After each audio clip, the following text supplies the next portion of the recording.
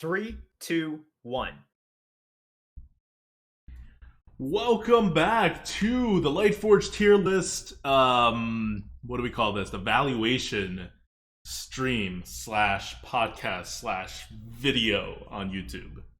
Yes, it is. And in this video, we are going to go over the most meta defining, meta relevant cards because they are the top neutral cards. Before we do that, though, Advocta, I want you to help explain how we sort of get these numbers and also to sort of cut off a lot of the criticism that I know we're going to hear because this is too low, that's too high. So tell us a little bit about how this process works. Okay, so we have an algorithm. Okay, Mm-hmm. it's very complicated. We've been working on it for 5 years. Well, we've been working on it for like 4 years. But we've been working on concepts that underlie it for like 6 years.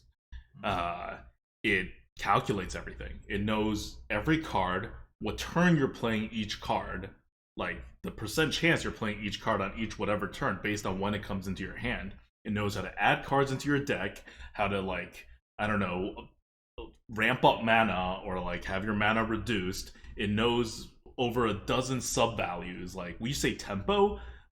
Tempo's been split up into I think 7 different types of tempo, maybe 8 at this point. And then it has like card advantage, 2 types of reach, 2 types of survivability, 3 types of survivability, 2 types of reach. Yeah, just it's a lot of stuff, and it knows how all these things interplay with each other and in what types of board states each things matter more and how the board states work in a meta overall and how your deck alters the board states that come into play. Because if you have a fast deck, you're going to see different boards than if you have a slow deck, right? It knows how many turns games go on. It just knows all this whatever stuff, right? And it has every single mechanic that's not like a one-off ridiculous mechanic printed in Hearthstone. And it knows combinations of stuff. It has this really in-depth like thing we call playability, which determines when things get played and what conditions need to be met for something to get played, which tells you how long you'll be holding the card, and it knows how long to hold a card for versus to just play it for less value because you're not going to get the value if you keep holding it. Like, Right. it knows all this stuff. So I want to give a couple of examples that are very, very relevant. Um, let's take a card like the Lich King, for example. The Lich King is pretty high, but it's not the highest card on the tier list. Now, if you can guarantee that you can play Lich King every single game, it would be higher because that's how good the Lich King is. But the algorithm punishes or downgrades the score of the card for the fact that some games you never get to play it, and some games when you play it, because there's an RNG aspect to the Lich King, perhaps you get Frostmourne when you can't really afford to take more damage with Frostmourne. Yes. Also, It also does some the thing where this gives you a card every turn, but like maybe it'll give you 10 turns worth of like cards, but the game's Mhm. ended after 2 turns effectively. So although there's technically more cards you get, it doesn't really matter or matters less. Yes. Also, something that is very relevant to this expansion that I want to point out that is very that I noticed while going through things. So, not all abilities have the same value over time, and that's something that the algorithm takes into effect. For example, dragon in your hand cards. If a card procs by having a dragon in your hand, if the card itself is extraordinarily expensive, the algorithm takes into account the fact that, hey, earlier on, you want to play your dragons, or if you aren't playing the dragons, then there's a cost to it. If you are purposefully holding a dragon so that you can play Yeah. the expensive card that requires you hold onto a dragon, that is a cost to it. So that's something that I think is hard for people to internalize as well. It's like, wait. If this like 6, 7 mana card requires me to hold a dragon, that's very, very different than that 3 mana card that requires me to hold a dragon.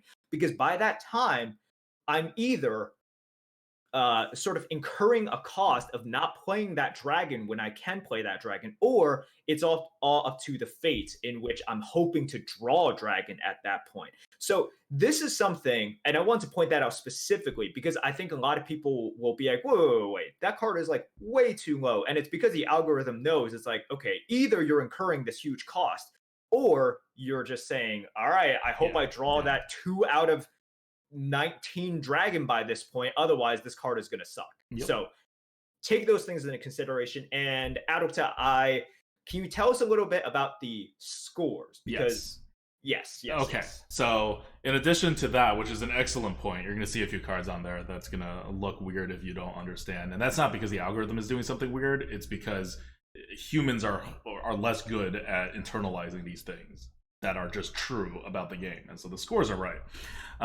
But okay, so what do the scores mean? The score means like the scores going upwards means pretty much nothing, but 0 means it has no value. 100 means if you just took, it's the average card you're being offered. So if you just took random cards, you're going to end up with a deck of value 100. And so each class has a different system than the other classes. So comparing cards between classes, you have to like recenter things. A good way to recenter things, if you want to do that, you really shouldn't do that, it's a lot of work, but if you want to, just look at where Yeti is. And so if like Yeti in one class is like 102 and Yeti in another class is 128, well then that's like a freaking 20, like what, 26 point difference, 20, 27 point difference, I don't know. It's a very large difference. You have to take that into account if you're comparing the cards.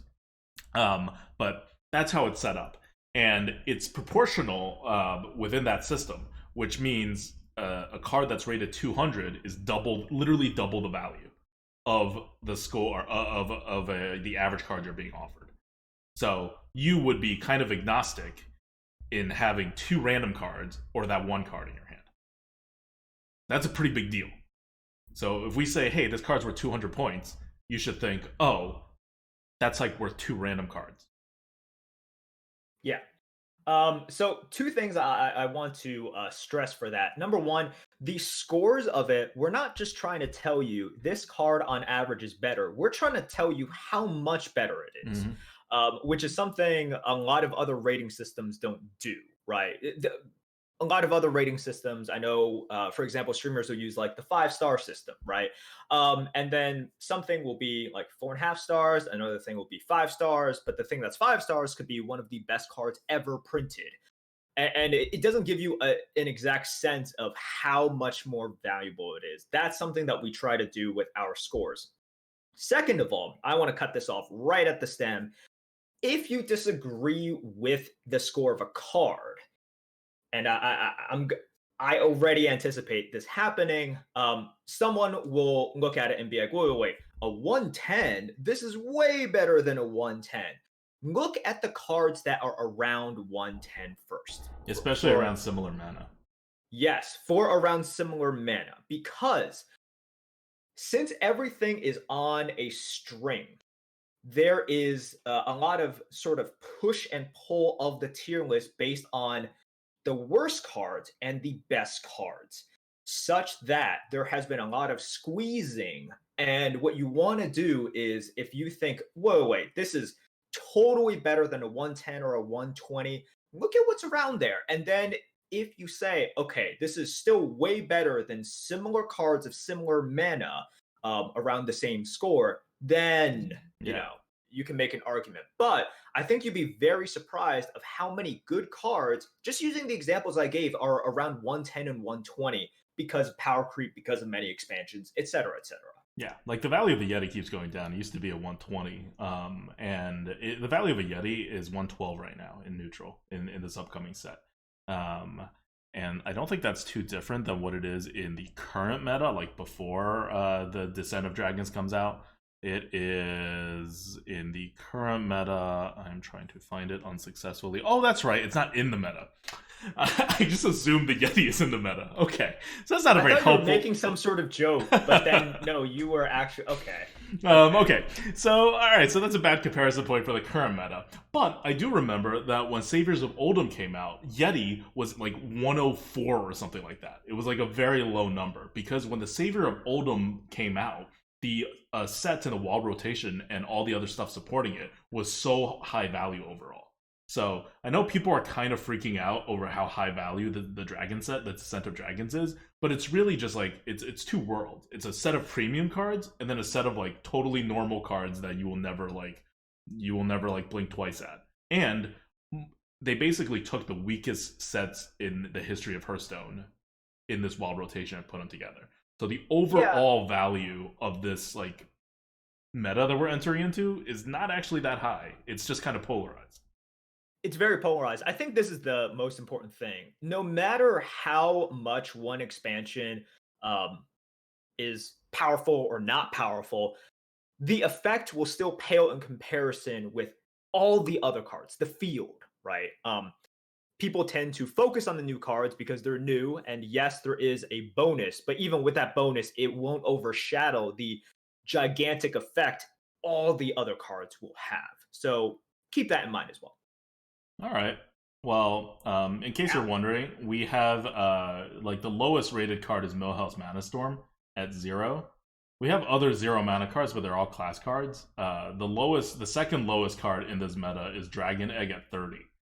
So Dragon Egg at least at 30 points of value, even though it's a pretty crappy card. It's a 1 mana 0/2. Whenever this takes damage, summon a 1/2 Whelp.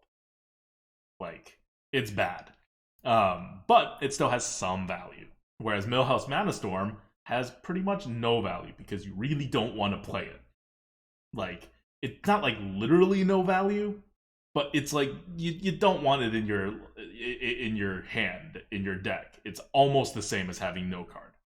There's Yeah. I don't want to get too deep into it, but there's like a little bit buffer below 0, so 0 is not like truly an absolute 0 anymore. It used to be an absolute 0. Now it's like pretty much an absolute 0 that flexes in certain things. I don't want to get into it, but pretty much 0 means don't have it in your deck.